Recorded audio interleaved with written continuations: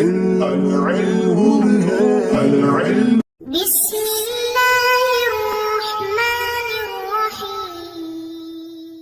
اللهم افتح علينا حکمتک وانشر علينا رحمتک یا والجلال والاکرام۔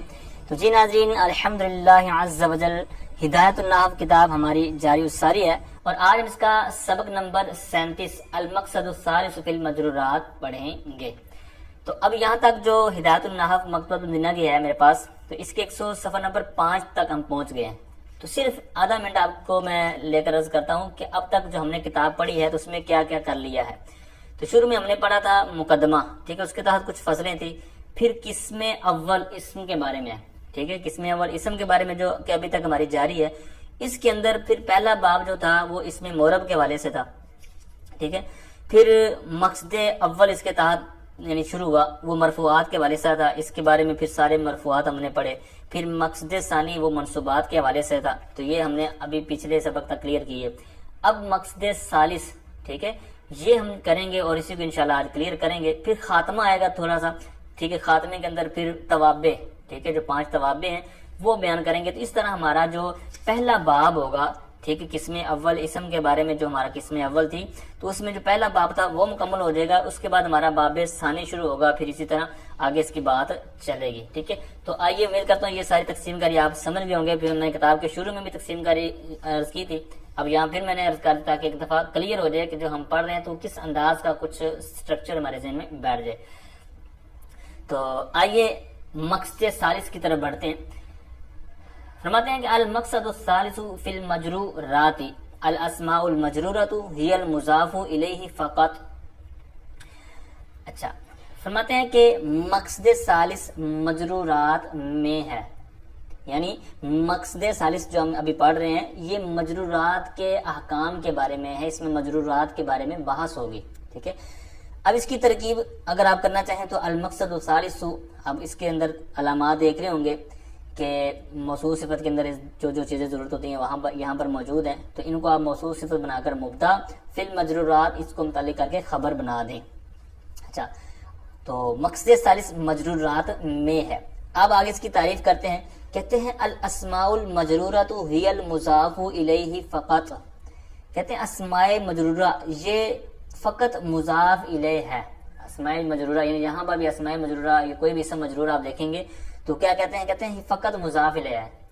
اچھا، اب جب یہ انہوں نے کہہ دیا کہ اسماء مجرورہ یہ فقط مضاف الیہ ہے، تو جب یہ فقط یعنی صرف مضاف الیہ ہی مجرورہ اسماء ہیں، اسماء مجرورہ ہیں، تو پھر یہ انہوں نے مجرورات جمع کیوں لے کے آئے؟ یعنی جب آپ خود آگے کہہ رہے ہیں کہ یہ فقط مضاف الیہ ہے، فقط مطلب فقط صرف ایک، اس کے علاوہ نہیں ہے، تو جب یہ فقط ایک اسماء مجرورہ کے طور پر آپ بیان کر رہے ہیں تو پھر اس کو مجرورات کہنے کی وجہ، تو اس کی 2 وجوہات میرے سامنے جو آئیں۔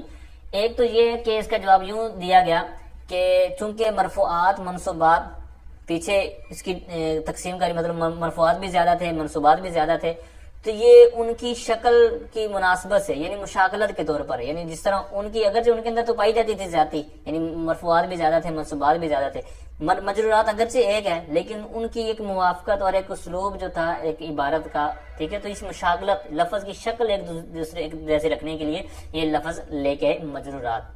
نمبر 2، دوسری وجہ یہ ہے کہ مجرور جو ہوتا ہے مجرورات یہ ان کی آگے تقسیم کاری ہوتی ہے، ان کی آگے کئی انواع و اقسام ہوتی ہیں، ٹھیک ہے، جس طرح کہ آگے آ رہی ہیں، تو اس لحاظ سے اگر دیکھا جائے تو پھر یہ مجرورات جمع کا لے کے آنا یہ بالکل درست ہے، ٹھیک ہے۔ تو یہ 2 وجوہات تھیں جو میں نے آپ کو عرض کر دی۔ آگے اس کی تعریف کرتے ہیں مضاف الیہ کی، یہ انہوں نے کہا نا کہ یہ فقط مضاف الیہ ہے، تو واہوا سے اس کی آگے باقاعدہ تعریف کر رہے ہیں اور تعریف آپ نے یاد رکھنی ہے، ٹھیک ہے۔ یہ مضاف الیہ کی تعریف ہے واہوا کلو سے۔ اس سے پہلے میں آپ کو مجرور کی تعریف عرض کرتا ہوں جو یہاں پر انہوں نے نہیں ہے، آگے بڑی کتابوں میں آپ کو ملے گی۔ تو تعریف یہ ہے کہ وہ اسم مورب ہے، یعنی مجرور وہ اسم مورب ہے جو مضاف الیہ کی علامت پر مشتمل ہو، مضاف الیہ کی علامت پر مشتمل ہو۔ اب علامت کئی طرح کی ہو سکتی ہے، کسرہ کے ساتھ بھی ہو سکتی ہے، فتح کے ساتھ بھی ہو سکتی ہے اور یا کے ساتھ بھی ہو سکتی ہے۔ کسرہ کے ساتھ تو سمپل ہے کہ مجرور کسرہ ہی ہوتا ہے، ٹھیک ہے، ظاہری ہوتی ہے وہاں پر۔ فتح کی صورت میں کیسے، جیسے عمر لفظ ہے تو یہ جو نام ہے غیر منصرف کے طور پر جب اس کو آپ عبارت میں لے کر آئیں گے تو تو اگر مرتو بی عمرہ جس طرح پڑھیں گے تو یہاں پر بی عمرہ یہ جر کے طور پر تو ہے یہاں پر، لیکن ہے فتح کے ساتھ، ٹھیک ہے. اسی طرح رجلین اور مسلمین، ٹھیک ہے. تو یہاں پر رجلین تسنیہ ہے، تو لیکن پیچھے آپ اگر اس سے آگے حرف جر لے کے آئیں گے تو یہ حالت نصبی میں ہو جائے گا زبر کے ساتھ، یعنی یا مفتوح کے ساتھ. اور اسی طرح مسلمین، ٹھیک ہے. تو یہاں پر بھی یا کے کسرہ کے ساتھ ہے. تو یہاں پر یہ تینوں عرض کرنے کا مقصد کیا ہے کہ مجرور کی تعریف آپ نے یاد رکھنی ہے کہ وہ اس میں معرب ہے جو مضاف الیہ کی علامت پر مشتمل ہو. اس کی تین علامتیں ہو سکتی ہیں جو کہ میں نے ابھی عرض کی مثالوں کے ساتھ. آگے مضاف الیہ کی تعریف بیان کرتے ہیں. وَهُوَ كُلُّ اسْمٍ نُصِبَ إِلَيْهِ شَيْءٌ بِوَاسِطَةِ حَرْفِ الْجَرِّ لَفْظًا أَوْ تَقْدِيرًا. کہتے ہیں مضاف الیہ ہر ایسا اسم ہے جس کی طرف کسی شے کی نسبت کی گئی ہو بواسطہ حرف جر، یعنی حرف جر کے واسطے سے. اب حرف جر خواہ لفظاً موجود ہو جیسے مررت بزید، یا موجود نہ ہو جیسے غلام زید، ٹھیک ہے. سمپل تعریف اور تعریف کی دو صورتیں ہیں، لفظاً یعنی حرف جر لفظاً ہو یا تقدیراً ہو. یہ سمپل آپ نے رکھنا، درمیان میں بار ایک دفعہ چھوڑ دیں. یعنی تعریف دوبارہ سماعت کریں کہ ہر ایسا اسم جس کی طرف کسی شے کی نسبت حرف جر کے واسطے سے کی گئی ہو وہ کیا ہوگا؟ مضاف الیہ ہوگا. اب حرف جر یا تو عبارت میں نظر آ رہا ہوگا، جیسے کہتے ہیں مررت بزید، یہاں پر با موجود ہے. اور دوسری مثال جس میں موجود نہ ہو غلام زید، یہ اصل میں تھا غلام لزید. اب یہاں پر موجود نہیں ہے، یہ تقدیراً ہو گیا، اور اوپر موجود تھا تو وہ لفظاً ہو گیا. کیا لفظاً؟ مطلب حرف جر لفظاً ہو، یعنی حرف جر کا واسطہ جو ہو رہا ہے درمیان میں تو وہ لفظاً موجود ہے. اور دوسری مثال جس میں لفظاً موجود نہیں ہے. اچھا، اب اس پہلی ترکیب کو کہ جب کسی شے کا واسطہ درمیان میں آیا، یعنی حرف جر کے واسطے سے کسی شے کی طرف نسبت ہو رہی ہے، تو اب اس وقت اگر اس طرح کی کوئی ترکیب ہمارے سامنے آتی ہے تو اس کو ہم کیا نام دیں گے؟ یعنی ایسی ترکیب کا کیا نام دیں گے؟ اس کی ترکیب کیسے کریں گے؟ تو کہتے ہیں وَيُعَبَّرُ عَنْ هَذَا التَّرْكِيبِ فِي الْإِصْطِلَاحِ بِأَنَّهُ جَارٌ وَمَجْرُورٌ. کہتے ہیں کہ اس ترکیب کو تعبیر کیا جاتا ہے، نام دیا جاتا ہے، تعبیر کیا جاتا ہے فی الاصطلاح، اصطلاح نحو میں، یعنی نحو کی اصطلاح میں اس ترکیب کو تعبیر کیا جاتا ہے بِأَنَّهُ جَارٌ وَمَجْرُورٌ، بائیں طور پر کہ وہ جار اور مجرور ہے. جارٌ یہ را کی تشدید کے ساتھ پڑھیں گے، ٹھیک ہے. اچھا، تو اب یہ تو ترکیب آپ کو سیم آتی ہے، جس طرح مثال کے طور پر مررت بزید. اب یہاں یہی کہہ رہے ہیں نا کہ یہ پوری جو ترکیب اس طرح کی آپ کے سامنے آ جاتی ہے تو با جار اور زید مجرور، تو یہ جار مجرور کے طور پر ہم اس کو بیان کیا کرتے ہیں. تو یہاں پر بھی وہی انہوں نے بیان کر دیا کہ اصطلاح نحو کے اندر پھر اس ترکیب کو کہ جہاں پر با لفظاً آپ کے سامنے موجود ہوگا اور آگے مجرور ہوگا تو اس طرح پھر اس کی نام کو کیا دیں گے؟ اصطلاح کو جار مجرور. دوسری صورت کہتے ہیں او تقدیراً. تقدیراً مطلب اسی تعریف کے ساتھ اس کو جوڑنا آپ نے کہ ہر ایسا اسم جس کی طرف کسی شے کی نسبت کی گئی ہو حرف جر کے واسطے سے. اب حرف جر خواہ وہ لفظاً ہو، جس کی مثال اوپر آپ نے سماعت کر لی، اس کا نام بھی. دوسری ہے تقدیراً ہو، جیسے مثال دیتے ہیں غلام زیدن، زید کا غلام. اب یہاں پر حرف جر نہیں ہے لفظی طور پر، تقدیراً ہے. تقدیراً کیسے کہتے ہیں؟ تقدیر ہو غلام لزیدن، ٹھیک ہے. اصل اس کی عبارت کیا تھی؟ غلام لزیدن، یعنی لام یہاں پر کیا ہے؟ مقدر ہے. اب اس جو ترکیب کو کیا نام دیں گے نحو کی اصطلاح میں؟ کہتے ہیں وَيُعَبَّرُ عَنْهُ فِي الْإِصْطِلَاحِ بِأَنَّهُ مُضَافٌ وَمُضَافٌ إِلَيْهِ. کہتے ہیں اس کو اصطلاح میں تعبیر کیا جاتا ہے بائیں طور پر کہ یہ مضاف اور مضاف الیہ ہے. یعنی جس طرح آپ غلام زید، اس کی ترکیب کیا کریں گے؟ غلام مضاف، زید مضاف الیہ، مضاف مضاف الیہ ہو کر یہ آپ خبر بنا دیں، شروع میں حاضہ وغیرہ یا جس طرح بھی ترکیب کرنا چاہیں تو آپ کر سکتے ہیں نکال کر. اچھا، یہ اس کی دو سمپل سی مضاف الیہ کی تعریف کے تحت انہوں نے دو قسمیں بیان کر دی، ٹھیک ہے.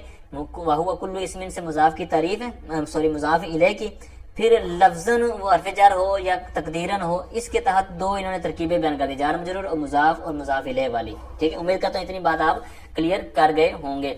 اب یہاں پر جو ان کا حاشیہ ہے تو اس کے اوپر کچھ انہوں نے معلومات بیان کی ہیں، اچھی معلومات ہیں، آسان ہیں، وہ میں عرض کرنے کی کوشش کرتا ہوں. نمبر 1 حاشیہ ہے، اس میں انہوں نے کیا ہے، یعنی جو تعریف تھی نا مضاف الیہ کی وَهُوَ كُلُّ اسْمٍ. اب اسمن جو انہوں نے کہا کہ ہر اسم، تو کہتے ہیں کہ یہ جو کلو اسمن انہوں نے کہا نا مصنف علی رحمہ نے، کہتے ہیں یہ تنبیہ اس بات پر کہ ان المضاف الیہ لا یکون الا اسما، یعنی مضاف ان کا کہتے ہیں کہنے کا مقصد یہ ہے کہ مصنف نے اسم جو لیکن ہر اسم، کہتے ہیں اس سے مراد یہ اس بات پر تنبیہ کرنا ہے کہ مضاف الیہ یہ اسم ہی ہوگا. یعنی جہاں پر بھی آپ کوئی مضاف الیہ بنا رہے ہیں کسی چیز کو تو وہ اسم ہوگا، حرف نہیں ہوگا، فعل نہیں ہوگا. ٹھیک ہے، وہاں پر کیا ہوگا، وہ اسم ہی ہوگا، کیونکہ مصنف نے تعریف ہی ایسی کی ہے کہ مضاف الیہ ہر ایسا اسم ہے۔ تو اب جب مضاف الیہ کو اسم کہہ دیا تو کیا کہہ دیا، لا یکون الا اسما، تو پھر کیا ہوگا، اس بات پر تنبیہ کر دی مصنف نے کہ مضاف الیہ کیا ہوگا، ہمیشہ اسم ہی ہوگا۔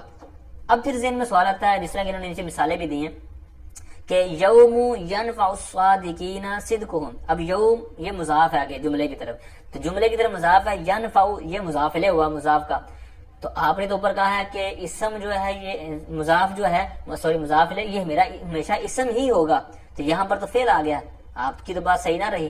تو پھر اسی طرح ایک اور آگے انہوں نے مثال دیا، یوم ینفخ فی الصور، ٹھیک ہے، اب یہاں پر بھی یوم مضاف ہے اور آگے ینفخ فعل مجہول، یہ آگے مضاف ہو رہا ہے، فعل ہے، پیچھے بھی فعل تھا، یہاں پر بھی فعل ہے اور ہے بھی مضاف الیہ، تو پھر اس کا کیا جواب دیں گے، کہتے ہیں بتعویل المصدر، یہ مصدر کی طویل میں ہوگا، تو مصدر کی طویل میں ہوگا، مفرد کی طویل میں ہوگا، تو لہذا پھر اسم بن جائے گا، تو لہذا بات پھر بھی وہی آتی ہے کہ یہاں پر مراد کیا ہے، فالمراد بالاسم اعم من ان یکون حقیقتا او حکما، کہتے ہیں مراد یہاں پر اسم ہی خواہ حقیقتا ہو، جس طرح عام سمپل طور پر ہوتا ہے جو اسم کی مثالیں ہیں، یا پھر حکمن ہوگا، حکمن سے مراد وہی کہ جس طرح بھی قرآن پاک کی دو مثالیں دی، ینفع الصادقین یا ینفخ فی الصور، ٹھیک ہے، تو یہاں پر اگرچہ لفظی طور پر آپ کو فعل نظر آ رہا ہے، لیکن اس کو طویل میں جب کریں گے تو یہ مفرد ہی بن جائے گا، اسم ہی بن جائے گا، تو یہ حکمی طور پر اسم مراد ہوگا، ٹھیک ہے، امید کرتا ہوں یہ بات آپ کلیئر کر دے ہوں گے۔ دوسری انہوں نے اسی تعریف کے آگے جا کے تھوڑا سا کیا تھا، فرمایا تھا شیء بواسطۃ حرف الجر، اب شیء کیوں لے کے آئے، اس کا بھی انہوں نے نیچے ہی جواب دیا، کہتے ہیں وانما قال شیء تنبیہا علی ان المضاف قد یکون اسما وقد یکون فعلا مؤولا بالاسم، یہاں پر بھی وہی بالکل انہوں نے بیان کر دی کہ شے لفظ انہوں نے ذکر کیا نا، تو کہتے ہیں یہ بھی اس بات پر تنبیہ ہے کہ جو مضاف اوپر والی بات تھی مضاف الیہ کی کہ مضاف الیہ اسم ہوگا، اگر فعل آ جائے تو وہ بھی اسم کی طویل میں ہوگا، اب یہاں بات ہے مضاف کی، یعنی جو پہلے ہوتا ہے اور دوسرے کی طرف اضافت جس کی ہوتی ہے، تو پھر کیا کہتے ہیں اس میں کی اس بات پر تنبیہ ہے، کہتے ہیں اس بات پر تنبیہ ہے کہ قد یکون اسما، کہ بس اوقات یہ اسم ہوگا اور کبھی کہتے ہیں یہ فعل ہوگا لیکن مؤول ہوگا، ٹھیک ہے، یعنی اسم کی طویل میں ہوگا، بالکل سیم اسی طرح کا جواب ہے لیکن یہ مضاف کے حوالے سے ہے، ٹھیک ہے۔ پھر اس کی بھی دونوں مثالیں دی ہیں، کہتے ہیں غلام زیدن، اب یہاں پر غلام یہ بالکل صراحتاً قد یکون اسمن کے تحت آ گیا کہ یہاں پر غلام یہ اسم ہے، اور دوسری انہوں نے مثال کیا دی کہ وقد یکون فعلا مؤولا بالاسم، یعنی فعل مؤول ہوگا اسم کے ساتھ، یعنی اسم کے ساتھ اس کی طویل کی ہوگی، یعنی جیسے کہتے ہیں مررت بزیدن، یہاں پر اگرچہ فعل ہے لیکن یہاں پر اسی انداز میں لیں گے۔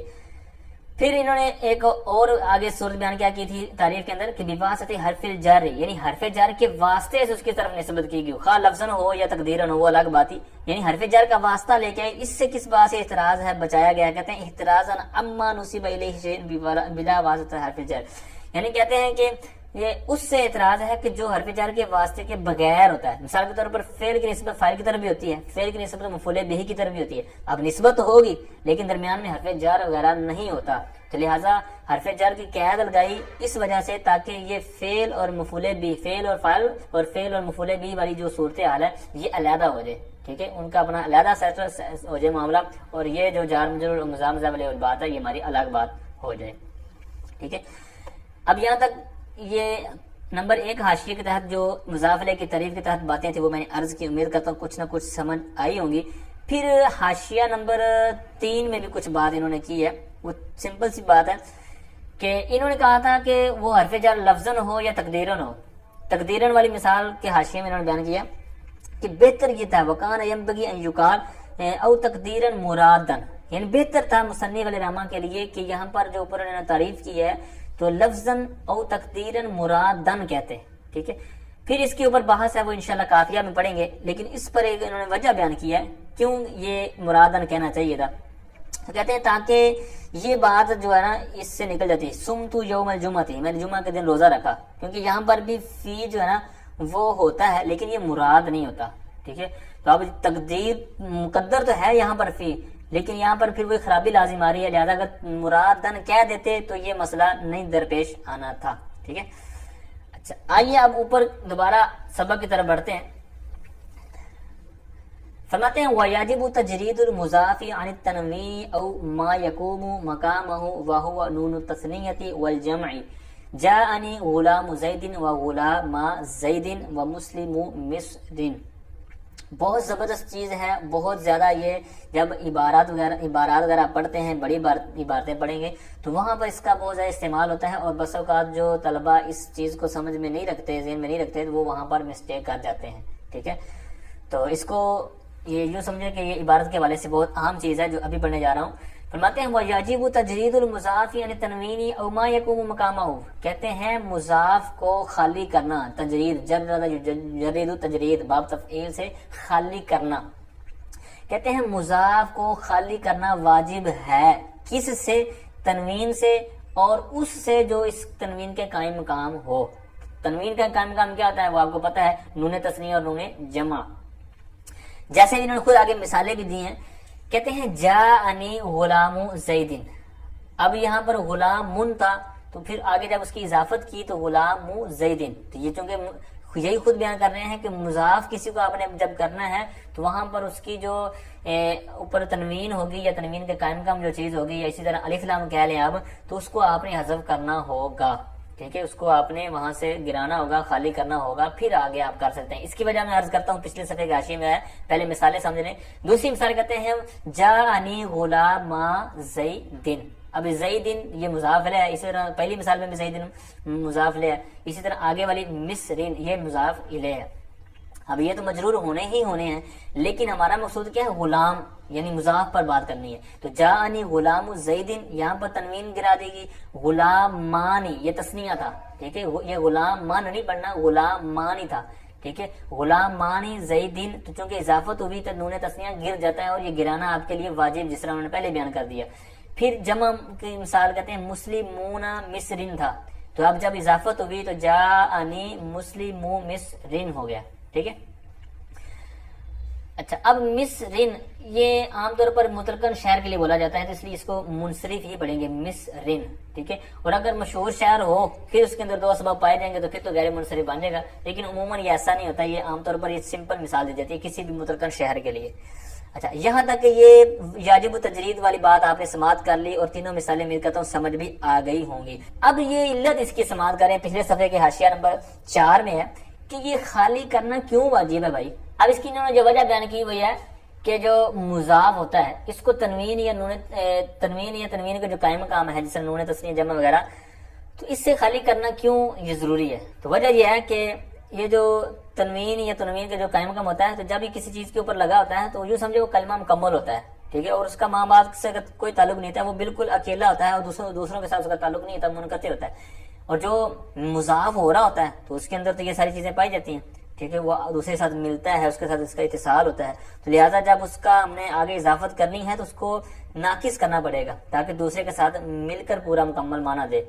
اگر اس کے پاس تنوین خود ہی ہے، اس کے پاس خود ہی تنوین کہہ لیں یا جو اس کے قائم مقام ہے، تو جب اس کے پاس خود ہے تو لہٰذا وہ خود ہی مکمل ہوگا، تمام ہوگا، دوسرے سے اس کے ساتھ تعلق ہی نہیں ہوگا.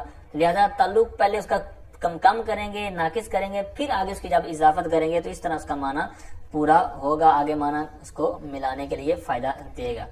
ٹھیک ہے، یہاں تک اس کی کچھ چیزیں آپ نے جو سماعت کی. آگے آئیے فرماتے ہیں وَعْلَمْ أَنَّ الْإِضَافَةَ عَلَىٰ قِسْمَيْنِ مَعْنَوِيَّةٌ وَلَفْظِيَّةٌ. أَمَّا الْمَعْنَوِيَّةُ فَهِيَ أَن يَكُونَ الْمُضَافُ غَيْرَ صِفَةٍ مُضَافَةٍ إِلَىٰ مَعْمُولِهَا. یہ بھی بہت اہم چیز ہے اور یہ بھی ہمیشہ یاد رکھنے والی چیز ہے. ایسا نہیں کہ اس کا کبھی کبھی استعمال ہوتا ہے، نا، اس کا بہت زیادہ فائدہ ہوتا ہے، بہت زیادہ اس کا استعمال ہے. فرماتے ہیں اور تو جان لے کہ اضافت 2 قسموں پر ہے، یعنی اضافت کی 2 قسمیں ہیں، معنویت و لفظیت. نمبر 1 ہے مانوی، اضافت مانوی، جس کو اضافت حقیقی بھی کہتے ہیں، اضافت حقیقیہ. و لفظیت اور اضافت لفظیہ، یعنی لفظ غیر حقیقیہ بھی اس کو نام دیتے ہیں. پہلے کو حقیقیہ اور دوسری کو غیر حقیقیہ، یہ 2 نام اب علیحدہ بھی یاد رکھ سکتے ہیں. اضافت مانویہ یعنی اضافت حقیقیہ، اور اضافت لفظیہ یعنی اضافت غیر حقیقیہ. اضافت لفظیہ، اضافت غیر حقیقیہ. اب یہ 2 اس کی قسمیں ہو گئی. تو اب یہاں پر ایک قاعدہ آپ ترکیبی لحاظ سے یاد رکھیں، پہلے بھی میں نے عرض کیا ہے کہ مجمل چیز ایک ہیڈ لائن کے طور پر مجمل اجمالی چیز آئے، اس کے بعد پھر اس کی تفصیل آ جائے، تو وہاں پر تین طرح آپ ترکیب کر سکتے ہیں. جس طرح یہاں پر ہے کہ الا قسمین، اب یہ قسمین یہ ہیڈ لائن کے طور پر تھا، ہائی لائٹ کے طور پر تھا، یہ ایک مجمل چیز تھی کہ دو قسمیں ہیں، اضافت دو قسموں پر ہے، دو آ گیا. اب یہ مجمل تھا، آگے اس کی تفصیل آ رہی ہے کہ دو کیا، مانوی اور لفظی. تو اب یہاں پر اجمال کے بعد تفصیل آئی، تو یہاں پر تین ترکیبیں کر سکتے ہیں، تین طرح. ایک تو یہ ہے کہ مانویتن و لفظیتن، اس کو آپ خبر بنا دیں، ٹھیک ہے، مبتدا نکال کر خبر بنا دیں. دوسرا یہ ہے کہ مانویتن اور لفظیتن یعنی منصوب پڑھ دیں اور پیچھے فعل نکال لیں، فعل فاعل، یہ مفعول بھی ہو جائے گا. تیسری ترکیب یہ ہے کہ اس کو پیچھے والی جو عبارت ہے جس سے یہ اجمال کی تفسیر ہو رہی ہے تو اس سے آپ بدل بنا دیں، تو پھر اس کا جو اعراب ہوگا خواہ مرفوع ہو، مجرور ہو، منصوب ہو، تو اسی طرح کا آپ کر لیں گے. لیکن یہاں پر اعلیٰ قسمین اعلیٰ کا جار مجرور ہے، تو اس لیے مانویتین اور لفظیتین بھی اس کو پڑھ سکتے ہیں، ٹھیک ہے. اچھا اب آگے آئیے، دوسری بات یہ ہے کہ مانویہ کو مانویہ کیوں کہتے ہیں، لفظیہ کو لفظیہ کیوں کہتے ہیں. مانویہ کہتے ہیں اس لیے کہ کہتے ہیں المنصوبۃ الی المعنی لافادتها معنی فی المضاف تعریفا و تخصیصا، یعنی مضاف میں یہ تعریف اور تخصیص کا کے معنی کا فائدہ دیتی ہے، تو اور معنی کی طرف چونکہ منصوب ہے تو اس وجہ سے اس کو مانوی کہتے ہیں. اور لفظی ہے، اور جو لفظی ہوتے ہیں یہ صرف لفظاً تخفیف کا فائدہ دیتی ہے اور اس کا کوئی فائدہ نہیں ہوتا، جس طرح آگے اس کی بات آ رہی ہے، ٹھیک ہے. تو اس وجہ سے اس کو مانوی اور لفظیہ کہا جاتا ہے. اب پھر دوسری یہ ہے کہ مانویہ کو لفظیہ پر مقدم کیا کیوں، تو یہ بھی انہوں نے نیچے جواب دیا ہوا ہے. کہتے ہیں وَإِنَّمَا قَدَّمَ الْمَانَوِيَّةَ عَلَى اللَّفْظِيَّةِ لِأَنَّ الْمَانَوِيَّةَ أَكْثَرُ فَائِدَةً مِنَ الْلَفْظِيَّةِ، یعنی جو مانویہ کو مقدم کیا اس وجہ سے کیا ہے کہ اس کا لفظیہ سے فائدہ زیادہ ہے، یعنی اس کے فوائد بہت زیادہ ہیں، جس طرح کہ آگے آپ سماعت کرنے والے ہیں. کیونکہ لفظیہ کے فائدے صرف یہ ہے کہ وہ لفظی طور پر تخفیف کا فائدہ دیتا ہے، مانویہ کے تو بہت زیادہ فائدے ہیں، جیسا کہ ابھی آپ کو پتہ چل جائے گا. بہرحال یہ سمپل باتوں کے بعد اب آگے بڑھتے ہیں کہ پہلی کی تعریف یا دیگر اس کی ڈیٹیل کیا ہے. عمل معنویت فاہیہ ان یکون المضاف غیر صفت مضافت الی معمولها. بہرحال اضافت معنویہ تو وہ یہ ہے کہ مضاف ایسے صیغہ صفت کا غیر ہو جو اپنے معمول کی طرف مضاف ہو. اب اس کی تین صورتیں بنتی ہیں، آپ یعنی ابھی میں نے جو تعریف پڑھی ہے تو اس کی تین جو صورتیں ہیں وہ مثالوں کے ساتھ سمجھیں گے تو آپ کو تھوڑا سا سمجھنے میں فائدہ ہوگا. پہلی صورت یہ ہے کہ جو مضاف ہے، مضاف نہ صیغہ صفت ہو اور نہ ہی اپنے معمول کی طرف مضاف ہو. مثال کے طور پر غلام و زیدین جو آپ نے مثالوں پر پڑھی ہے، تو یہاں پر بالکل ایسا ہے کہ جو مضاف ہے نہ صیغہ صفت ہے، یعنی صفت کا صیغہ نہیں ہے بلکہ جامد ہے، ٹھیک ہے، اور نہ ہی اپنے معمول کی طرف مضاف ہے، یعنی زید اس کا معمول نہیں ہے. دوسری صورت جیسے مثال انہوں نے حاشیے میں بیان کی ہوئی ہے کہ کریم البلدی. اب یہ ادھر کیا ہے کہ مضاف صیغہ صفت تو ہے، کریم جو ہے یہ مضاف ہو رہا ہے، صیغہ صفت بھی ہے لیکن اپنے معمول کی طرف مضاف نہیں ہے بلکہ غیر معمول کی طرف مضاف ہے، ٹھیک ہے. البلد اس کا مفعول بھی ہے، ٹھیک ہے، لہٰذا یہ بھی صورت. تیسری صورت یہ ہے کہ مضاف جو ہے صیغہ صفت نہ ہو اور اپنے معمول کی طرف مضاف ہو، جیسے ضرب زیدن، یہاں پر ضرب زیدن، یہاں پر اس کی طرف جو اس کا معمول ہے مفعول بھی، تو یہاں اس کی طرف مضاف ہے، ٹھیک ہے. اس کی یہ ٹوٹل تین صورتیں بنتی ہیں.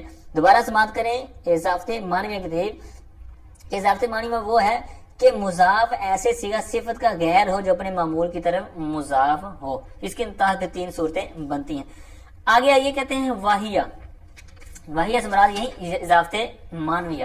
کہتے ہیں واہیہ اما بمعنی اللام نحو غلام زید او بمعنی من نحو خاتم فدۃ او بمعنی فی نحو صلاۃ اللیل.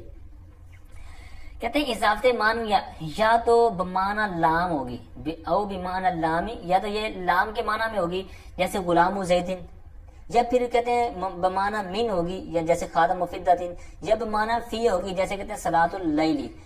اب جو بمعنی لام ہے اس کو ایک اور نام دیتے ہیں لامیہ، ٹھیک، اضافت لامیہ. دوسری بمعنی من جو ہے اس کو اضافت منیہ یا اضافت بیانیہ بھی کہتے ہیں. تیسری سے بمعنی فی تو اس کو اضافت فیویہ، اسی طرح اضافت ظرفیہ بھی کہتے ہیں. اچھا اب یہ جو بمعنی لام، بمعنی من، بمعنی فی کا ہے تو اس سے مختصر آسانی میں سمجھنے کے لیے یوں رکھیں ذہن میں کہ یہاں پر یہ مقدر ہوتا ہے. مثال کے طور پر غلام ہے تو یہ غلام لزیدن، اور آگے والی مثال ہے خاتم من فدۃ بنے گا. اسی طرح آگے والی ہے تو وہاں پر فی والی مثال ہے تو صلاۃ فی اللیل. یہ اصل میں عبارت یوں تھی. اب یہ اضافت معنویہ نے کیا کہا کہ اس کی تین طرح جہاں پر بھی ہوگی ان میں سے کسی نہ کسی تحت ہوگی، یعنی یا تو لام والی ہوگی یا من والی ہوگی یا فی والی ہوگی. اب ان کو یہ نام دیتے کیوں ہیں انہوں نے تو یہاں پر بیان نہیں کیا. یہ پچھلے صفحے پر حاشیے میں انہوں نے کچھ اس کی ذکر کی ہے، وہ آپ سمجھیں گے تو آپ کو فائدہ ہو جائے گا کچھ نہ کچھ.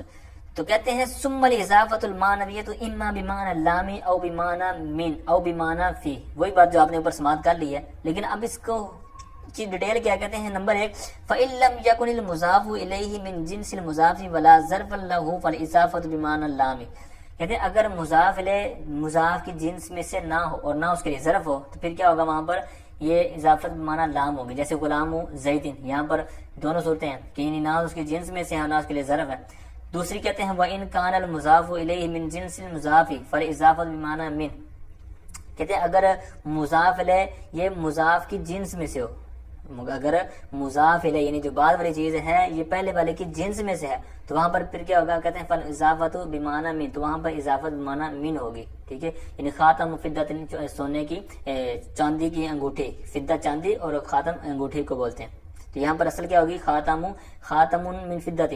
ٹھیک ہے، لیکن یہاں پر من موجود ہے تو یہاں محذوف ہوگا، تو وہی بمعنی لام بمعنی من اور بمعنی فی والی صورتیں. اور تیسری بیان کرتے ہیں وَإِن كَانَ الْمُضَافُ إِلَيْهِ ظَرْفُ الْمُضَافِ فَالْإِضَافَةُ بِمَعْنَى فِي، کہ اگر مضاف الیہ مضاف کا ظرف ہو. اب ظرف کی دو صورتیں ہیں، ظرف زمان ہو خاص ظرف مکان ہو، تو پھر کیا ہوگا، کہتے ہیں فَالْإِضَافَةُ بِمَعْنَى فِي، تو وہاں پر اضافت بمعنی فی ہوگا.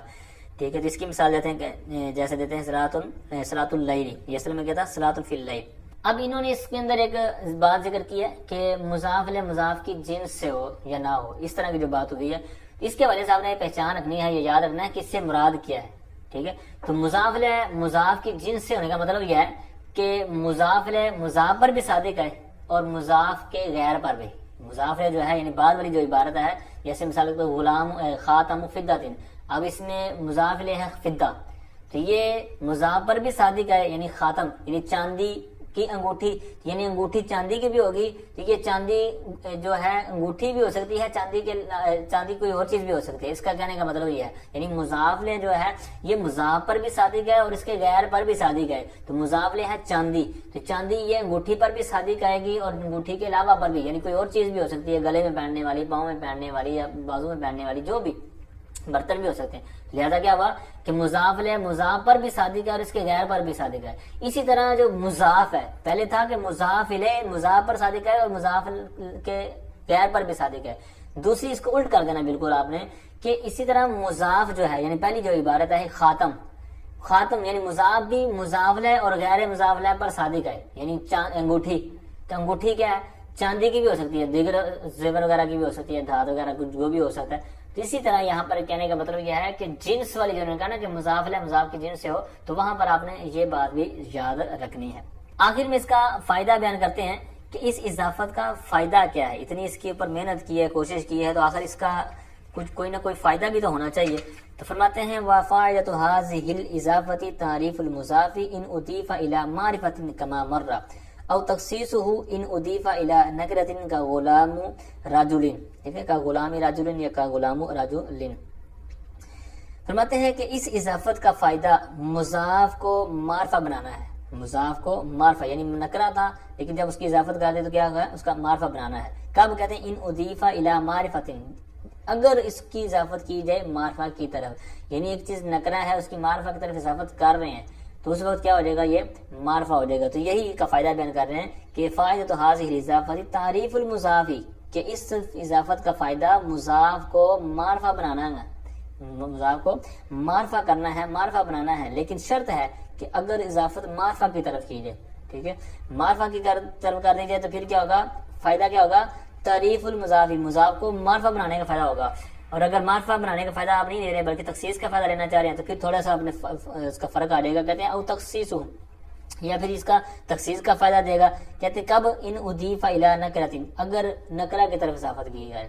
اگر معرفہ کی طرف نکرہ کی اضافت کریں گے، مثال کے طور پر اس کے اوپر آپ نے مثالیں پڑھ لی ہیں، غلام زیدین، یہاں پر غلام نکرہ ہے، زید معرفہ ہے.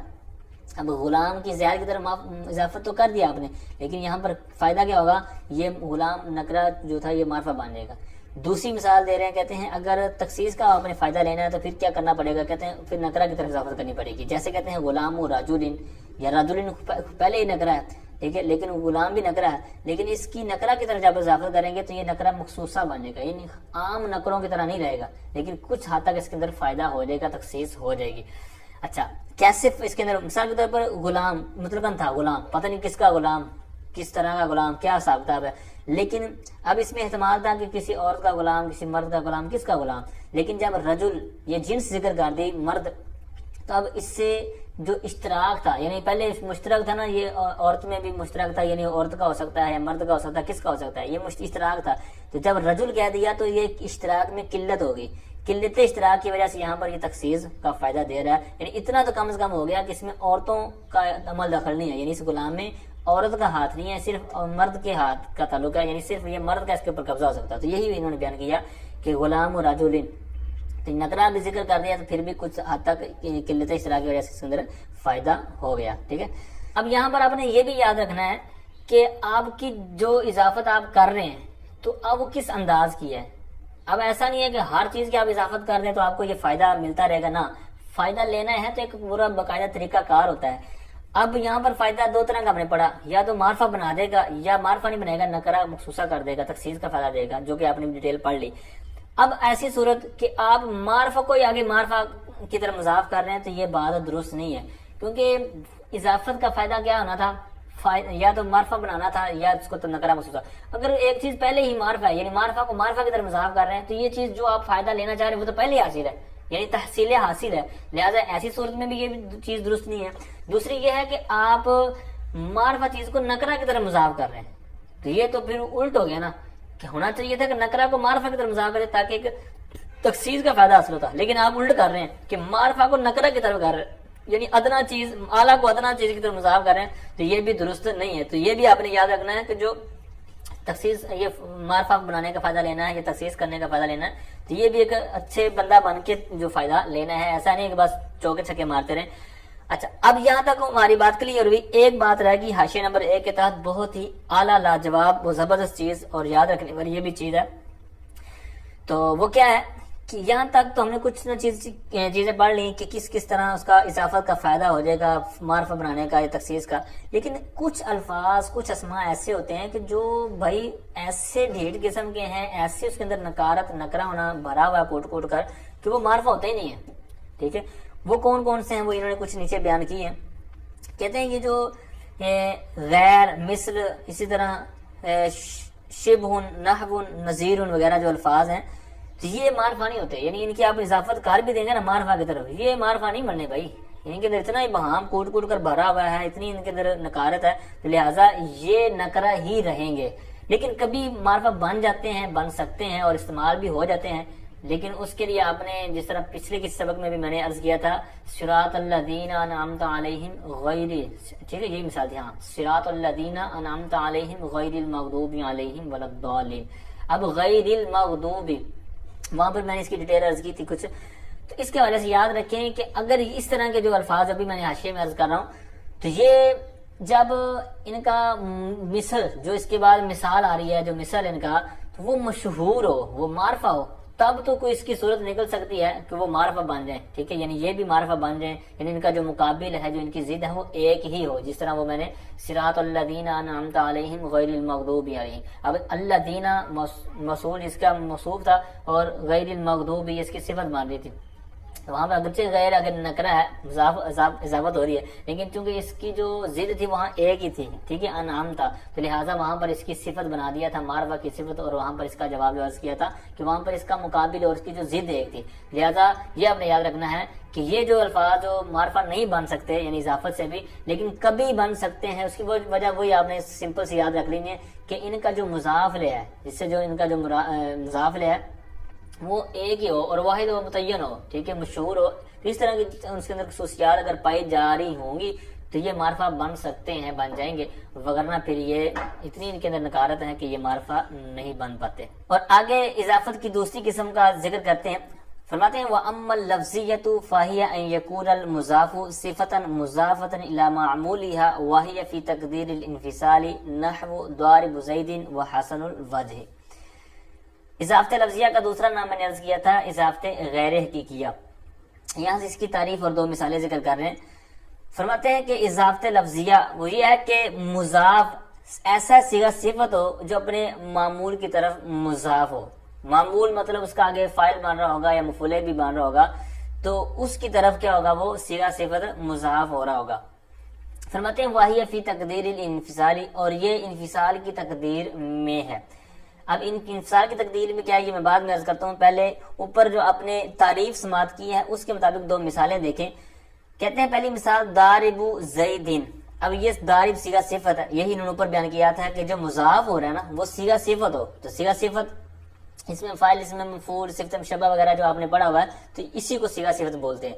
تو دارب آگے مضاف ہو رہا ہے، ایک صرف چیز یہ تعریف میں تھی وہ بھی ہم نے پڑھ لی، دوسرا یہ تھا کہ الا معمولیہ، وہ صیغہ جو مضاف ہو رہا ہے صفت کا وہ اپنے معمول کی طرف مضاف ہو، تو اب یہ دارب یہ عامل ہے، اس کے آگے عمل کر رہا ہے، اور زیدن یہ اس کا مجرور ہے، ٹھیک ہے، اس کا معمول ہے، اس کا مجرور ہے، تو اور دوسرا یہ ہے کہ اگر ترکیبی لحاظ سے دیکھیں گے تو زیدن اس کا مفعول بھی ہے، ٹھیک ہے، یعنی زید کو مارنے والا، تو زید کو مارا جا رہا ہے، تو زید۔ بہرحال یہ آپ نے جو تعریف سماعت کی ہے اس کے مطابق آپ کی مثال کلیئر ہوگی۔ دوسری مثال یہ تھی مثال مفعول بھی، یعنی معمول جو ہے وہ مفعول بھی بن رہا ہے، زید جو معمول ہے یہ کیا بن رہا ہے؟ مفعول بھی۔ دوسری مثال فاعل والی کہتے ہیں وہ حسن الوجہ، اب یہاں پر حسن یہ صیغہ صفت ہے، ٹھیک ہے، آپ کو پتہ ہی ہے، پھر یہ آگے مضاف ہو رہا ہے، ٹھیک ہے، تو تعریف کے اندر بھی یہی تھا نا کہ صیغہ جو مضاف ہے وہ صیغہ صفت ہو اور آگے اپنے معمول کی طرف مضاف ہو، تو یہاں پر صیغہ صفت بھی ہے، مضاف بھی ہو رہا ہے، اور اس کا معمول کیا ہے؟ الوجہ، ٹھیک ہے، چہرہ، یہ فاعل ہے، ٹھیک ہے، یعنی خوبصورت ہے اس کا چہرہ۔ اب یہاں پر یہ مانن کیا ہے؟ فاعل ہے۔ اچھا، یہ ہوا اس کی تعریف کے مطابق دو مثالیں۔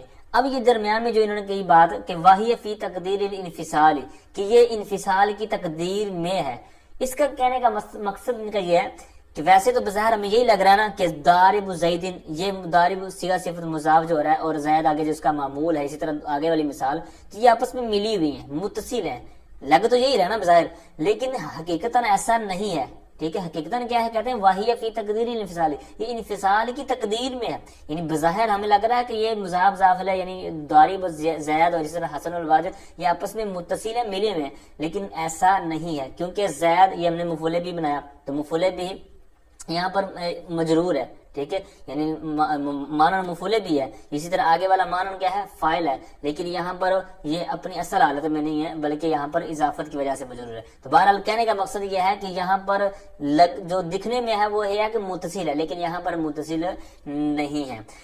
اب یہاں تک ہم نے جو اس کی تعریف بڑی اضافت لفظیہ کی دو مثالیں ہوگی۔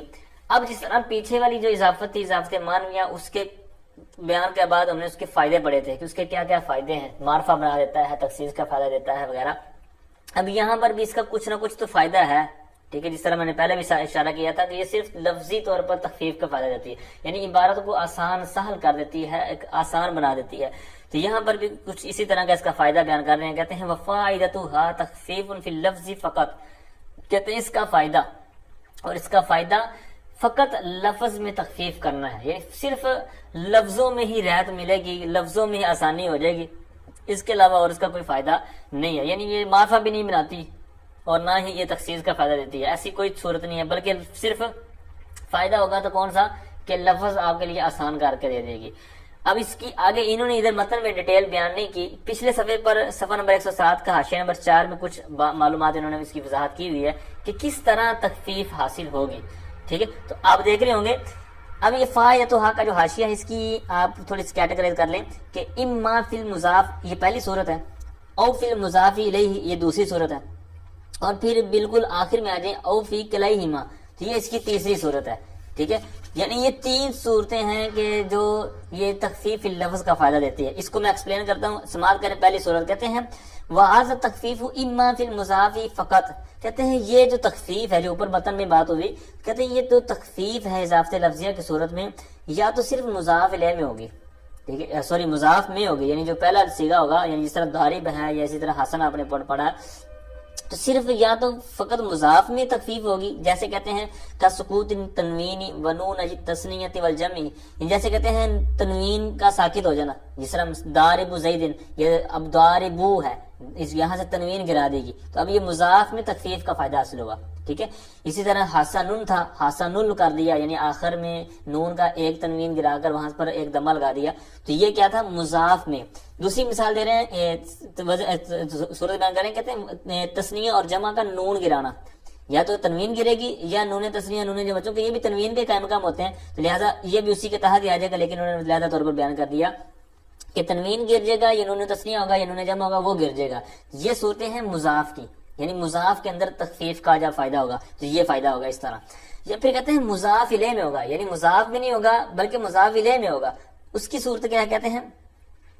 او فی المضاف الیہ فقط کا سقوط ضمیر منہ و استارہ فی الصفت، یعنی کہتے ہیں یا اس سے مطلب مضاف الیہ کی جو ضمیر ہوگی وہ حذف کر دی جائے گی اور اس کی جو ضمیر ہے وہ صفت میں چھپا دی جائے گی۔ جیسے کہتے ہیں القائم الغلامی، اب یہاں پر القائم الغلامی اصل عبارت کی تھی القائم غلامہ، ٹھیک ہے، اب یہاں پر غلام ہو یہ ہے مضاف الیہ، ٹھیک ہے، القائم صیغہ صفت ہے، آگے مضاف ہو رہا ہے، ٹھیک ہے، جس طرح آپ القائم الغلام شروع والی مثال دیکھ رہے ہیں، تو اصل کہتے ہیں القائم غلام ہو، تو اس کی غلام کی ضمیر حذف کی، یہی اوپر بیان کر رہے ہیں نا دوسری صورت فی المضاف الیہ والے، اس کی ضمیر حذف کر دی، ٹھیک ہے، تو یہی ضمیر صیغہ صفت کے اندر انہوں نے کیا کر دی؟ استارگانی پوشیدہ کر دی، ٹھیک ہے۔ پھر تیسری صورت جو بیان کر رہے ہیں، پہلی صورت تھی صرف مضاف میں، دوسری صورت ہے صرف مضاف الیہ میں، یعنی تخفیف کا فائدہ ہوگا، تیسری صورت کہتا ہے فی کلیہما تثنیہ کا، ٹھیک ہے، یعنی دونوں میں، یعنی مضاف میں بھی فائدہ ہو رہا گا، مضاف الیہ میں بھی فائدہ ہو رہا گا۔ جیسے کہتے ہیں زید القائم الغلامی، اب یہاں پر القائم اور الغلام، اب یہ اس کی اصل عبارت دیکھیں، کہتے ہیں قائم غلام، اب قائم اس میں کیسے فائدہ ہوا؟ کیونکہ یہ اصل عبارت یہ تھی قائم غلام، قائم غلام، تو اب پیچھے ہے زید القائم الغلامی، اب یہاں پیچھے عبارت کیا ہے؟ القائم، یعنی الف لام آ گیا، تو پتہ چلا کہ قائمون کی تنوین کو گرا کر وہاں الف لام لگایا، تخفیف اس میں بھی ہوئی، غلام ہو کی ضمیر کو حذف کر کے اس پر الف لام لگا دیا، ٹھیک ہے، الغلام میں، تو اس طرح دونوں میں بھی فائدہ ہوا، ٹھیک ہے۔ تین صورتیں اس کی بنی تخفیف کا فائدہ جیسے ہوا ہمیں، تو اس کے علاوہ بھی ڈیٹیل ہے، آپ دیکھ لیجیے گا۔ بہرحال یہ تین میں پوائنٹس بنتے ہیں جو میں نے عرض کر دیے، یہاں تک بہت زبردست بات ہو چکی ہے اضافت کے تحت۔ اب آگے ضمناً چند آسان مثالیں آ رہی ہیں، چند آسان مسائل آ رہے ہیں جو آپ کو پہلے ہی الحمدللہ آتے ہوں گے سمپل جو کتاب پڑھنے سے۔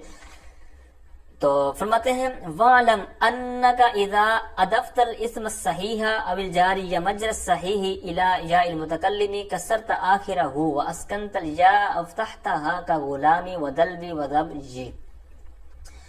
یہاں تک انہوں نے دو صورتیں بیان کی ہیں اور ساتھ میں اس کی مثالیں بیان کی ہیں۔ کہتے ہیں اور تو جان لے کہ جب تو اس میں صحیح کی اضافت کرے، اس میں صحیح کیا ہوتا ہے میں عرض کرتا ہوں، اور جب تو اس میں صحیح کی اضافت کرے یا جاری مجرا صحیح، یعنی جو قائم مقام صحیح جس کو آپ نے نام دیا ہوگا، تو اس کی اضافت کرے کس کی طرف؟ الی یا المتکلم، یا متکلم کی طرف، تو پھر کرنا کیا ہے؟ کہتے ہیں کسرت آخرہ، تو اس کے آخر کو کیا دے گا؟ کسرہ دے گا۔ پھر کسرہ دینے کے بعد جو یا متکلم ساتھ میں لگے ہوگی اس کو کیا کرنا ہے؟ کہتے ہیں واسکنت الیا او فتحتہ، یعنی دو پھر صورتیں ہیں یا متکلم پر، یا تو اس کو تو ساکن کر دیں او فتحتہ، یا تو اس کو فتح دے دیں، جیسے ہم کہتے ہیں غلامی ودلوی ودبجی۔ اب یہاں تک وہ سمپل ترجمہ اس کا، اب اس کو تھوڑا سا سماعت کریں کہ اس میں صحیح کسے کہتے ہیں۔ اس میں صحیح جو نحو کے اندر آپ نے پڑھا ہے، اس طرح اعراب کی جو صورتیں آپ نے پڑھی ہے وہاں پر بھی مفرد منصرف صحیح، جاری مجرا صحیح، وہ جب سبق پڑھا تھا وہاں پر اس کی ڈیٹیل ہو چکی ہے۔ تو اس میں صحیح سے مراد یہ ہے کہ آخر میں حرف علت نہ ہو، جیسی مثال ہے غلام، تو غلام کا آخر میم ہے، اس کے آخر میں حرف علت نہیں ہے، تو لہٰذا یہ کیا ہے؟ اس میں صحیح ہے۔ اسی طرح وہاں پر آپ نے اس کی مثال کتاب پڑھی تھی، تو کتاب یہ آخر میں با ہے، لہٰذا یہ کیا ہے؟ اس میں صحیح ہے کیونکہ آخر میں حرف علت نہیں آ رہا، تو اس میں صحیح آپ نے تعریف سنی۔ دوسرا ہے جاری مجرا صحیح، یعنی صحیح کے قائم کام ہو، صحیح کے قائم کام ہو یا قائم کام صحیح یا جاری مجرا صحیح، یہ جو نام ہے اس کی تعریف کیا ہے؟ اس کی تعریف یہ ہے کہ آخر میں، یعنی کوئی بھی آپ کے پاس اسم ہے، کوئی آپ کے پاس لفظ ہے، تو اس کے آخر میں کیا ہے؟ واو یا ہے، یعنی ایک چیز ہوگی، واو ہوگی یا ہوگی، اور اس کا ما قبل، اس سے جو پہلے والا حرف ہوگا وہ کیا ہوگا؟ ساکن ہوگا، صحیح ساکن ہوگا۔ جیسے اس کی مثال دی آپ کو آسان ہو جائے گا، دلون اور زب یون، دلون ڈول بولتے ہیں اور زب یون ہرن کو۔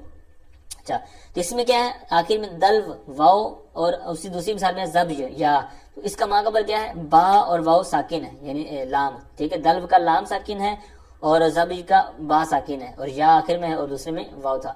اب یہ تھی دو مثالیں اور اس کی تعریف جاری مجرا صحیح کی۔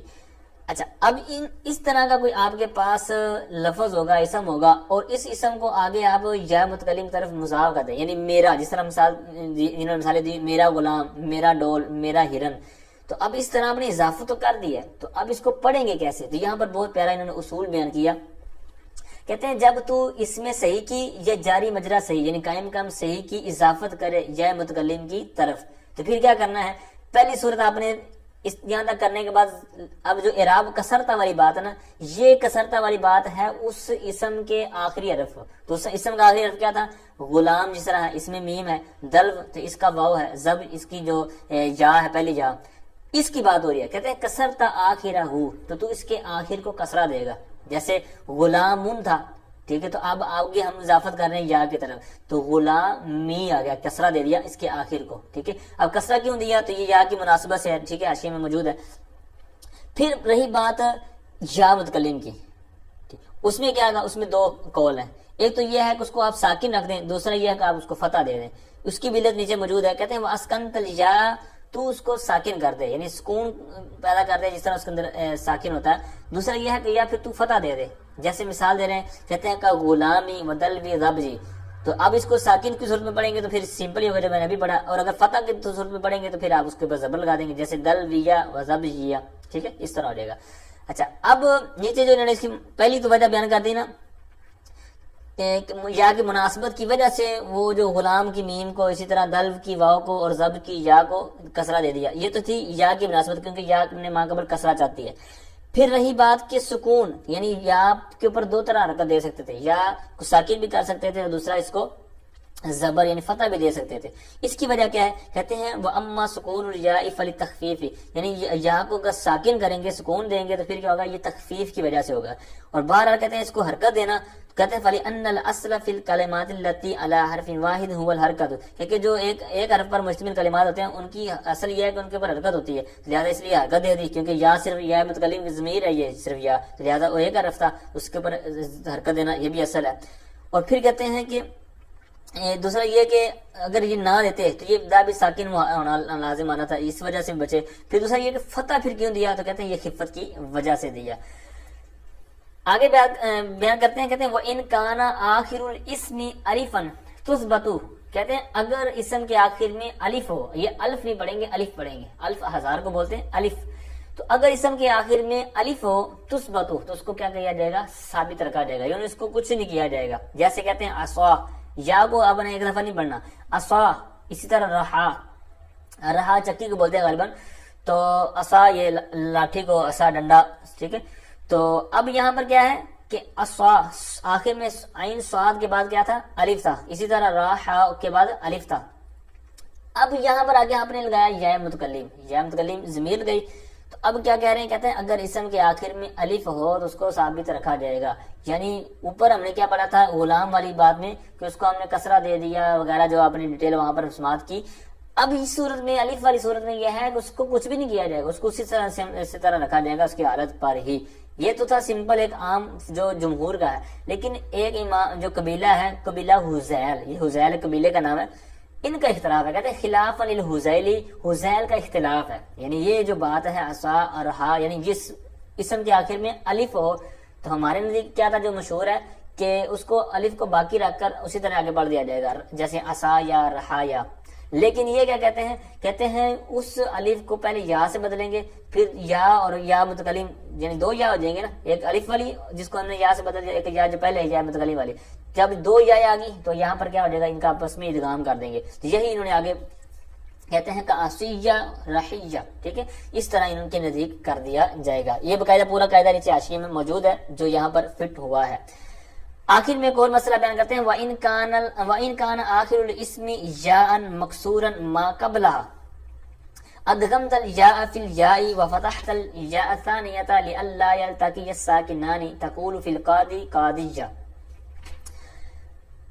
فرماتے ہیں اور اگر اسم کے آخر میں ایسی یا ہو جس کا ماقبل مکسور ہو تو پھر کیا ہوگا؟ کہتے ہیں ادغمت الیا فی الیا، تو کہتے ہیں تو یا کو یا میں ادغام کر دے گا، تو یا کو یا میں ادغام کر، وفتحت الیا الثانیہ، اور دوسری یا کو فتح دے دے۔ اب فتح کیوں دینا ہے؟ کہتے ہیں لئلا یلتقی الساکنان، تاکہ دو ساکن اکٹھے نہ ہو جائیں، مل نہ جائیں، ٹھیک ہے، دو ساکن ایک جگہ اکٹھے ہونا یہ درست بات نہیں ہے، تو لہٰذا گرامر کے روح سے انہوں نے کیا دیا کہ وہاں پر فتح دے دینا ہے۔ جیسے مثال دیتے ہیں، کہتے ہیں فی القاضی، یعنی قاضی والی صورت میں تو کیا کہے گا؟ قاضیہ، ٹھیک ہے. آگے اس کی جب اضافہ جب یا لگائی تو یہاں پر پھر کیا کر دیا, ان کا آپس میں ادغام کر دیا. یہ بھی سمپل سی صورت تھی. وَإِنْ كَانَ آخِرُهُ وَاوًا مَضْمُومًا مَا قَبْلَهَا قَلَبْتَهَا يَاءً وَعَمِلْتَ كَمَا عَمِلْتَ الْآنَ تَقُولُ جَاءَنِي مُسْلِمِيًّا.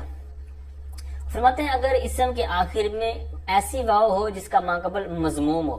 اب واو کی صورت آ گئی کہ واو ہے اور آپ ماقبل کیا ہے, مضموم ہے, تو پھر کیا کریں گے, واو کو کیا کریں گے, یا سے بدل دیں گے اور پھر تو عمل دے گا کما عملتا بہ, جیسا کہ تو نے ابھی عمل دیا. یعنی واو کو جب یا سے بدل دیا تو اب کیا ہوگا, وہاں پر ادغام کر دیں گے, یعنی سیم صورت بن جائے گی. یعنی دو یا اکٹھی ہو جائیں گے کہ یا آگے اضافت والی یعنی متکلم والی, اور ایک واو کو جو ہم نے یا سے بدل دیا, تو دو جب ایک جنس کے آ جائے تو وہاں پر ادغام کیا جاتا ہے. تو یہی ان کا کہنے کا مقصد ہے کہ وَعَلِمْتَ كَمَا عَمِلْتَ, یعنی تو عمل دے گا ویسا ہی جیسا تو نے ابھی عمل پچھلی صورت کے اندر دیا. کہ یہاں پر جب ہم نے یا کو یا سے ادغام کر دیا تو جو صورت وہاں پر بنی یہاں پر بھی وہی ہو گئی. لیکن تھوڑا سا فرق ہے, انہوں نے وہ ڈیٹیل بیان نہیں کی, وہ آپ کو پہلے پتا ہے کہ جاءنی مسلمیہ. اس کے اندر یہ جو پورا قاعدہ لگا کیسے ہے, اس کو آپ پہلے کھولیں گے تو آپ کو واضح ہو جائے گا. مسلمون جو جمع کا, کیونکہ واو انہوں نے کیا اوپر کہا نا کہ آخر میں واو ماقبل مضموم ہو, تو مسلمون اور آگے یا متکلم کی. ٹھیک ہے, مسلمون یا. اب جو ہم اضافت کا سبق پڑھ رہے ہیں یہاں پر, تو یہاں پر کیا ہم نے پڑھا کہ جب نون تثنیہ یعنی تنوین یعنی کسی اسم کی اضافت کرے اس کو تنوین ہو تو اس کی تنوین ایسا کر دیتے ہیں, یا نون تثنیہ ہو یا نون جمع ہو, تو یہاں پر جو صورت بنے گی وہ نون جمع والی ہے, مسلمون یا. تو اب اضافت ہوئی یا متکلم کی طرف جمع کی, تو یہاں پر پھر کیا ہوگا, نون گر گیا, مسلمون سے مسلمو یا ہو گیا. اچھا اب یا ہوا. اب یہ صورت ہے وَإِنْ كَانَ آخِرُهُ وَاوًا مَضْمُومًا مَا قَبْلَ. تو اب یہ جب صورت پیدا ہوئی تو اب کیا ہے, مسلمو یا. تو اب یہاں پر واو کو کیا کر دیا, یا سے بدل دیا, تو مسلمو یا, یعنی دو یا ہو گیا آخر میں, مسلمو. تو آگے واو اور دو واو کی جگہ یا کر دیا اور پھر آگے یا. اب یا کو یا سے ہم نے جب واو کو یا سے بدلا تو اب ان کا آپس میں ادغام کر دیا. تو اب ادغام ہوا تو مسلموں کی جو پیش تھی تو یہ ہم نے کسرہ سے بدل دی. کیوں, کیونکہ یا اپنے ماں قبل کسرہ جاتی ہے, کیونکہ آخر والی دو یاؤں کا جب اجتماع ہو گیا اکٹھی ہو گئی تشدید بن گئی مسلمیہ, تو اب مسلمیہ سے مسلمیہ یعنی میم کا دمہ کو کسرہ سے بدل دیا. یہ تھوڑی سی ڈیٹیل تھی, آپ کو پہلے بھی الحمدللہ میں نے وہاں پر عرض کی ہوئی ہے, تو ایک دفعہ آپ نے پھر سماعت کر لی. آگے بہت زبردست ایک اور مسئلہ, یہ بھی آپ نے ڈیٹیل اعراب کی قسموں کے اندر پڑھی ہوئی ہے, اسماء ستہ مکبرہ کی. وہاں پر پھر اس کی شرائط تھی کہ ان کا اعراب کب ہوتا ہے کب نہیں ہوتا. یہاں پر ایک اضافت کی صورت میں بیان کر رہے ہیں کہ ان کا اضافت کے وقت کیا معاملہ ہوتا ہے, اضافت کریں گے یا نہیں کریں گے. کہتے ہیں وفی الاسماء الستۃ مضافۃ الی جاء المتکلم تقول اخی و ابی و ہمی و ہنی و فیہ عند الاکثر وفی عند قوم وذو لا یضاف الی مدبر اصلا وقول القائل انما یعرف ذا الفضل من الناس ذبوہ شاذ. یہاں تک انہوں نے ایک صورت بیان کی اور فرمایا کہ اسماء ستہ مکبرہ میں اس حال میں کہ وہ یا متکلم کی طرف مضاف ہوں, مضافتن یہ حال بن رہا ہے, اس حال میں کہ وہ یا متکلم کی طرف مضاف ہوں, تو پھر تو کیا کہے گا, یعنی اسماء ستہ مکبرہ ہوں اور یا متکلم کی طرف مضاف ہوں, تو پھر ان کی کیا صورتحال ہوگی, کیا ان کا اعراب ہوگا. تو کہتے ہیں پھر تو جب اس طرح کر لے گا اضافت تو پھر اس طرح پڑے گا. کہتے ہیں اخی یعنی یا متکلم ویسے تو تھا نا اخون, لیکن آگے اضافت کر دی تو اخی ہو گیا. اسی طرح سارے آگے الفاظ انہوں نے لکھے ہوئے, اخی ابی ہمی ہنی اور فیہ. اور فیہ یہ کہتے ہیں اکثر کے نزدیک ہے اور بعض کے نزدیک یعنی ایک قوم کے نزدیک اس کو فمی پڑھیں گے. ٹھیک ہے. اور رہی بات زو کی, کہتے ہیں لا یضاف الی مدمر اصلا, کہتے ہیں یہ ضمیر کی طرف بالکل بھی یہ مضاف نہیں ہوتا, یعنی زو جو ہے اس کو یوں نہیں پڑھ سکتے کہ آگے اس کے ضمیر لگا دیں. ٹھیک ہے, جس طرح اوپر والی آپ نے پڑھی نا یا ضمیر تو ضمیر ہوتی ہے نا جس طرح کی بھی ہو. ٹھیک ہے, خواہ ہا والی لگا دیں خواہ یا والی لگا دیں, لیکن یہاں پر یہی کہہ رہے ہیں کہ اوپر والی تو بات ٹھیک ہے جو ہم نے اوپر بیان کر دی اس میں بھی آپ نے پڑھا ہوا ہے, لیکن زو والی جو بات ہے کہتے ہیں اس کے اندر بالکل بھی ضمیر کی طرف اس کو مضاف نہیں کیا جائے گا.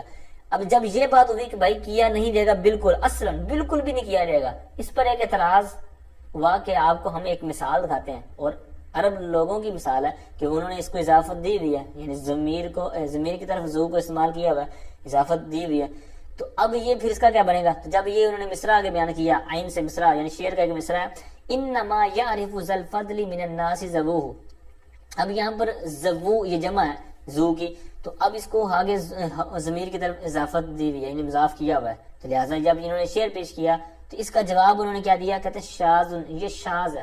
شاذ مطلب بہت کم, اور جو بہت کم ہو، کم استعمال ہو، قلیل ہو، شاذ ہو، اس کے اوپر آپ قیاس نہیں کر سکتے کسی چیز کو کہ بھائی اس کو دیکھ کر ہم بھی ایسا کریں، ایسا نہیں، تھوڑوں کی بات مانی نہیں جاتی، جمہور کا فیصلہ معتبر ہوتا ہے۔ ایک تو یہ مثال تھی، اس کا ترجمہ سنیں، پھر میں ایک اور مثال عرض کرتا ہوں۔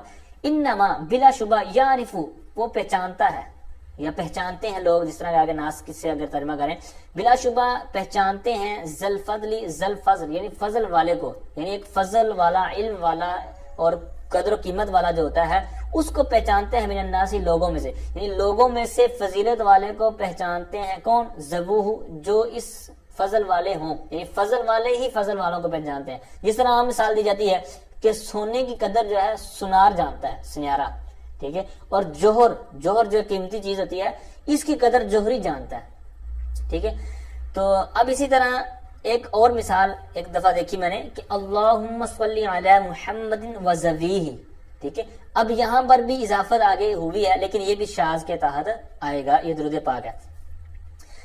تو بہرحال یہ آپ سمجھ گئے ہوں گے کہ یہ کس بنیاد پر یہ دو، ایک یعنی ایک شعر ہے اور ایک میں نے اپنی طرف سے درود پاک جو ذکر کیا، یہ اصل میں ہے ایک اعتراض کہ آپ نے کہا ہے کہ ذو ضمیر کی طرف مضاف نہیں ہوتا، ہم آپ کو ایک مثال دکھاتے ہیں، اہل عرب اس کو استعمال کرتے ہیں، تو اس کا جواب کیا دیا کہ یہ بات آپ کی ٹھیک ہے، استعمال ہوا ہے لیکن یہ شاذ ہے، قلیل ہوا، اس کی وجہ سے ہم اپنا اوپر والا قاعدہ چینج نہیں کر سکتے، وہ اپنی جگہ پر باقی رہے گا، شاذ پر قیاس درست نہیں ہے۔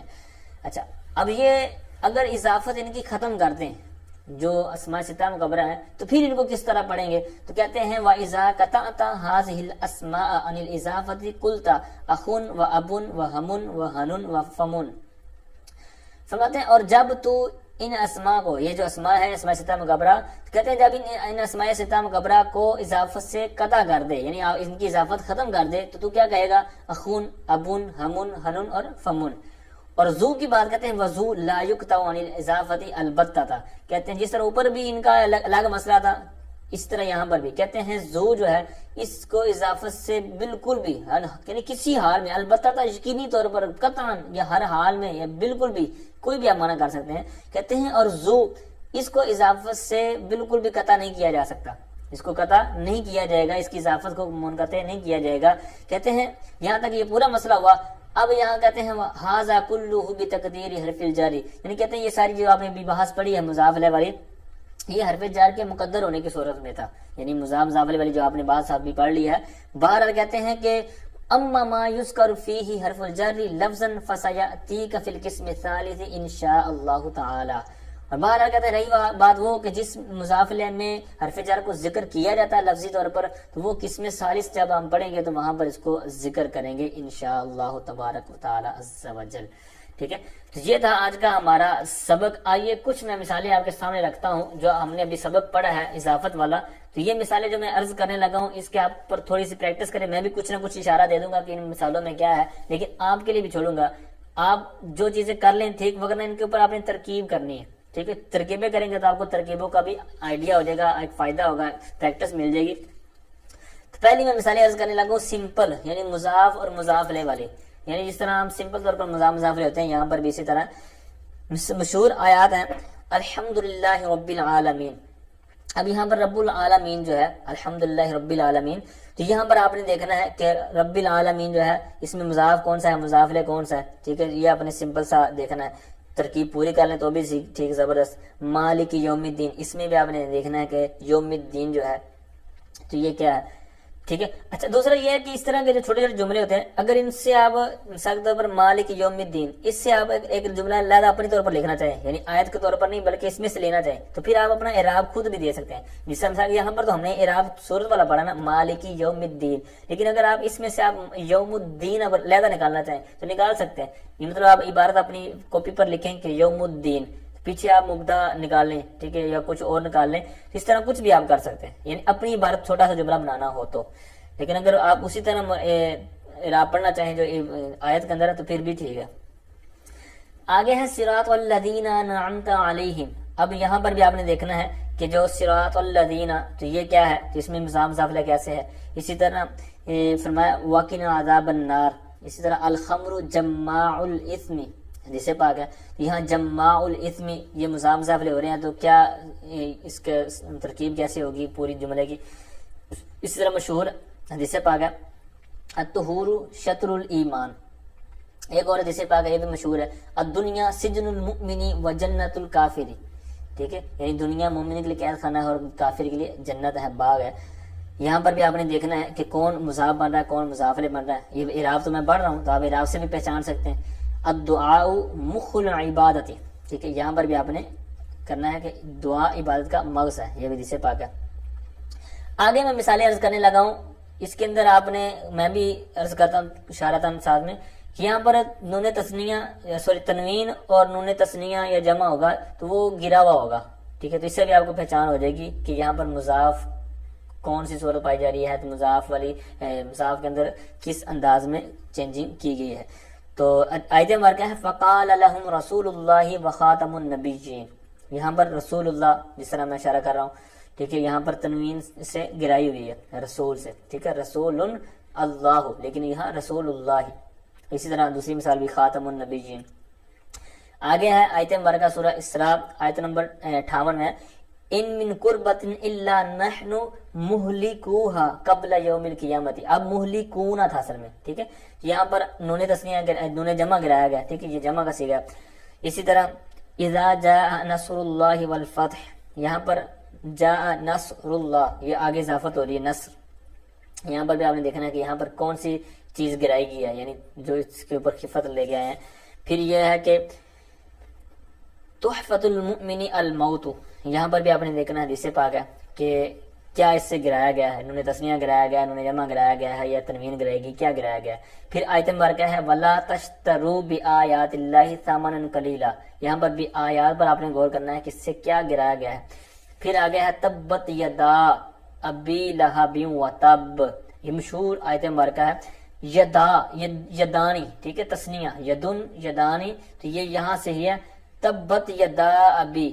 تو یہاں پر آپ نے دیکھنا ہے کہ تنوین گری ہے، نون تسنیہ گرا ہے، نون جمع گرا، کیا گرا ہے، تو یہ آپ نے اس پر غور کرنا ہے. پھر ایک آیت مبارکہ ہے وَيَوْمَ يَعُدُّ الظَّالِمِ عَلَىٰ يَدَيْهِ. یہاں پر آپ نے غور کرنا ہے یدئی ہی. یہاں پر یدین، چلو میں عرض کر دیتا ہوں، یدن کی جمع تسنیہ ہے یدین. ٹھیک ہے، پھر آگے آیت مبارکہ ہے وَمَا كُنَّا مُهْلِكِ الْقُرَىٰ إِلَّا وَأَهْلُهَا ظَالِمُونَ.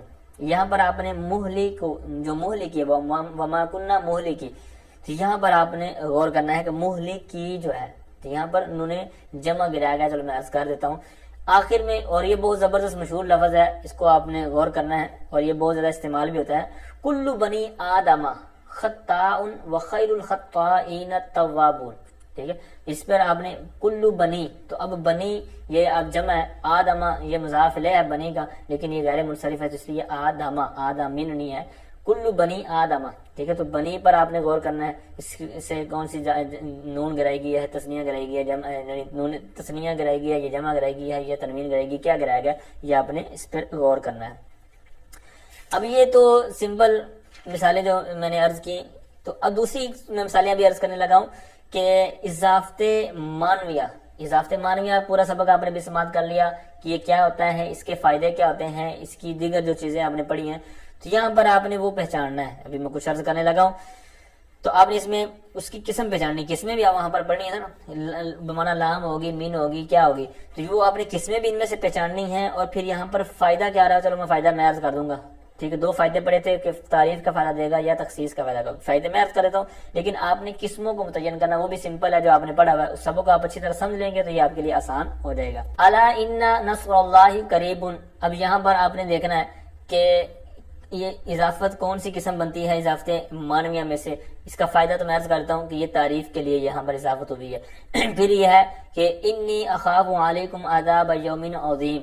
اب یہاں پر تخصیص کا فائدہ ہوا ہے، یعنی یہاں پر جو آپ آگے اضافت ہوئی ہے عذاب یوم، یہاں پر تخصیص کا فائدہ ہے. لیکن آپ نے دیکھنا ہے کہ تین قسموں میں سے اضافت جو مانویہ ہے تو یہ کون سی بن رہی ہے.